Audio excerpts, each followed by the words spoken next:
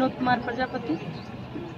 UP की गड्ढा मुक्त सड़कों का हाल जनता हुई बेहाल। जी हां, जालौन के कालपी नगर में इन दिनों सड़क का हाल बेहद खराब हो चुका है। जर्जर सड़क गड्ढे इतने हो चुके हैं कि चलना मुश्किल हो गया है। राहगीर अपनी जान जोखिम में डालकर निकलते हैं सड़क पर।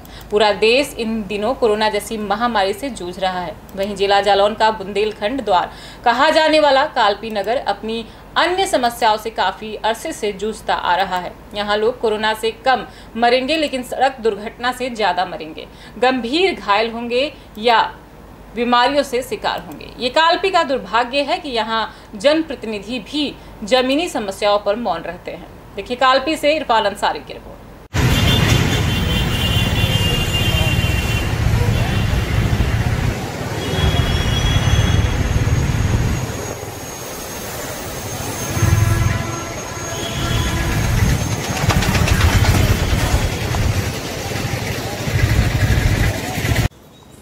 जैसे नगर में एक समस्या चल रही है आजकल, रोड की गड्ढे हैं बहुत ज़्यादा। इन गड्ढों पे रोज़ कोई ना कोई हादसा होता है, कोई ना कोई गिरता है बाइक से, कहीं ट्रक पलट जाता है, कहीं गाड़ियां पलट जाती हैं, कोई जाम घंटों लगा रहता है। इस पर आप क्या कहना चाहते हैं और आपकी क्या मांग है? देखिए, मांग तो हमारी बहुत सारी हैं और हम शुरू से करते आए, हमारी टीम करती है शुरू से, लेकिन ना तो मांगे पूरी होती हैं। जब हम लोग कोई विरोध करते हैं, कोई बात कहते हैं, तो एक दो दिन तो उन मांगों पर कार्रवाई हो जाती है, उसके बाद नहीं होती है। गड्ढों का ये हाल है कि देखिए, जब कभी कोई रोड बनाया जाता है, हम केवल देखिए ग्रामीण और क्षेत्र की बात नहीं कर सकते। हम अगर पाकिस्तान की हमारे सत्ताधारी बात करते हैं, कभी चीन की बात करते हैं, तो कभी अमेरिका की, जापान की भी बात करना चाहिए। जापान में सुनामी जैसी तबाही आने के बाद 1 हफ्ते के अंदर टूटा हुआ ब्रिज चालू कर देते हैं, लेकिन यहाँ ब्रिज बन रहा है 1-1.5-2 साल से, लेकिन आसपास जो गड्ढे हैं वहाँ गड्ढों में हादसे होते हैं। ट्रक क्यों ओवरलोड गाड़ियाँ निकलती हैं, ट्रक उसकी अगर टायर फटता है, आप यकीन मानिए कई लोग लहूलुहान हो चुके हैं उन गिट्टियों से निकले हुए। इतनी बुरे हाल हैं गड्ढों के। जब तक कोई हादसा नहीं होता है ना, तब तक जो है प्रशासन जागता नहीं है और न बनाने वाली कंपनी जागती है। अब समाज सेवी लगे रहते हैं, हम लोग लगे रहते हैं, आवाज़ उठाते रहते हैं, तो उस पर थोड़ा थोड़ा काम होता रहता है। जैसे गड्ढों पे ना तो कोई गड्ढे भरे जाते हैं, भरते भी हैं तो गारा डाल दिया जाता है। जो गर्दा अगर सूख जाती है तो गर्दा उड़ती है, लोग उससे बीमार हो रहे हैं। तो ऐसी समस्या के लिए आपने कभी किसी से कोई कंप्लेन वगैरह की है? जी, ये आपने इसको देखा, आपने इस मुद्दे को उठाया, ये अच्छी बात है और मैं आपका शुक्रगुजार हूँ। देखिए, इसका मुद्दा उठाया भी गया, कंप्लेन भी की गई। गड्ढों को केवल पूरना नहीं चाहिए। हम लोगों ने एक कंप्लेन की थी, अगर गड्ढे हुए हैं तो उसको बराबर करना चाहिए, उस पर आप मसाला भरिए। क्योंकि देखिए 1-2 गाड़ियाँ नहीं चल रही हैं और हल्की गाड़ियाँ नहीं चल रही हैं, ट्रक चलते हैं ओवरलोडेड, तो वहाँ पे कम से कम मसाला भरना चाहिए ताकि गाड़ियाँ आराम से निकल सकें।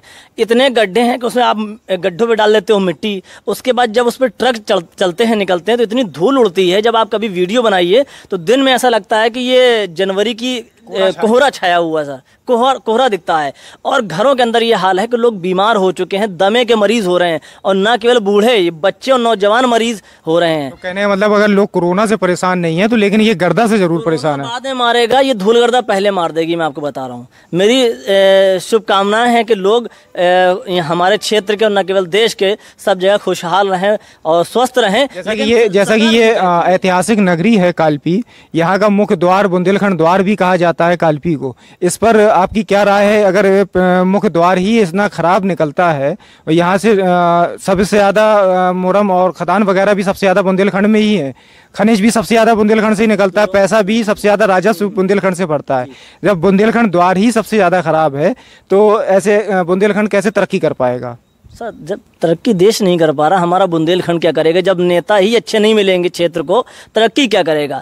ईमानदारी, देखिए ईमानदारी बड़ी चीज़ होती है। अगर एक दुकानदार, एक कंपनी वाला ईमानदारी से जब अपनी दुकान या कंपनी चलाता है तो उसकी तरक्की करती है कंपनी, दुकान।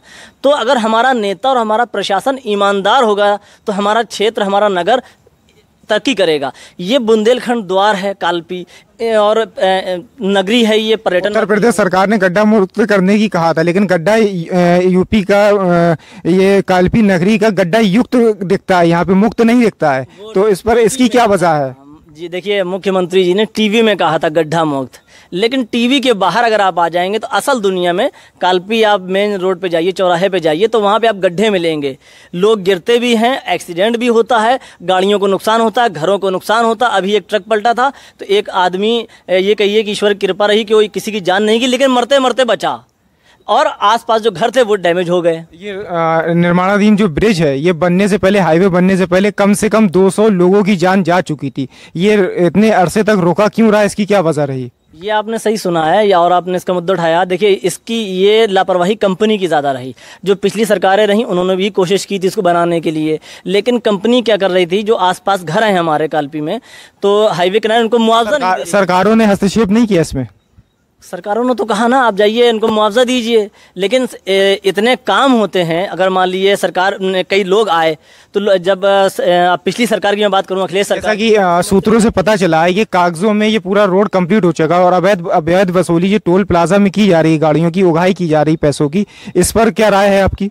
देखिए, अवैध और वैध और भ्रष्टाचार तो पूरे देश में, यहाँ पे भी है। यहाँ मैं ऐसा नहीं कह सकता कि यहाँ नहीं है, यहाँ पे भी है। टोल वसूला जा रहा, रोड अच्छी नहीं है। और ना केवल कालपी की, आप उरई से कालपी तक आ जाइए और कालपी से भोगनी चले जाइए, रोड अच्छी नहीं मिलेगी, लेकिन फिर भी टोल लिया जा रहा है। ये ज़बरदस्ती गुंडा वसूली है, ये गुंडा वसूली की जा रही है। टोल टैक्स ना कह के गुंडा टैक्स कह सकते हैं इसको, आप गुंडा वसूली कह सकते हो, गुंडा टैक्स कह सकते हो। टोल वसूली तो एक मैं कहूँगा उसको गलत शब्द दे दिया जाएगा अगर यहाँ की बात की जाए। कैश काउंटर बाबू मोहम्मद शफीक की तानाशाही शासन के निर्देशों को नहीं मानता। काउंटर बाबू मोहम्मद शफीक प्रतिदिन ड्यूटी से रहता है नदारत, प्राइवेट लोगों को अपनी आईडी थमाकर रहता है गायब। मामला 3311 केवी विद्युत उपकेंद्र मोहनगंज का बताया जा रहा है। देखिए अमेठी से विश्वनाथ भदौरिया की रिपोर्ट। अमेठी जनपद के हम मोहनगंज विद्युत उपकेंद्र पर मौजूद हैं, जहां पर उपभोक्ता बिजली बिल जमा करने आए लोगों की काफ़ी भीड़ है। जैसा कि देखा जा रहा है, यहाँ पर जो प्राइवेट तौर पर यहाँ पर कैश काउंटर पर इस्लाम जी बैठे हुए हैं, जिनसे बात करने का प्रयास किया गया, उन्होंने भी बात करने से मना कर दिया। जिसकी यहाँ पर ड्यूटी है शफीक अहमद, यहाँ पर अस्थाई ड्यूटी है उनकी, वो इस काउंटर पर नहीं मौजूद है। ये वही काउंटर है, कैश काउंटर, कैमरे से एक बार दिखाइएगा, ये वही काउंटर है, ये कैश काउंटर जहाँ पर इस्लाम जी बैठे हुए हैं। इससे संबंधित अवर अभियंता ASK कनौजिया से बात करना चाहा तो उन्होंने भी इससे बोलने से साफ इनकार कर दिया। अमेठी से फास्ट न्यूज के लिए विश्वनाथ भदौरिया। ये थे अभी के कुछ खास खबरों के लिए बने रहिए फास्ट न्यूज इंडिया के साथ। तब तक के लिए मुझे दीजिए इजाजत। धन्यवाद।